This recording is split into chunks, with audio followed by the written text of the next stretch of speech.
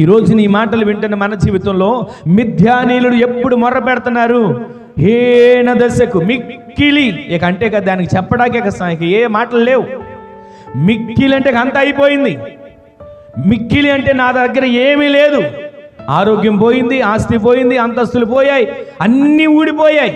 అప్పుడు మొర్ర పెట్టడం మొదలుపెట్టి అంటున్నారు, ఎందుకయ్యా మమ్మల్ని ఎంత అన్యాయం చేశావు, ఎందుకయ్యా మమ్మల్ని ఎంతగా బాధించావు అని ఇశ్రాయేలు ప్రజలు మిక్కిలి హీన దశలో మొర్ర పెడుతున్నారు.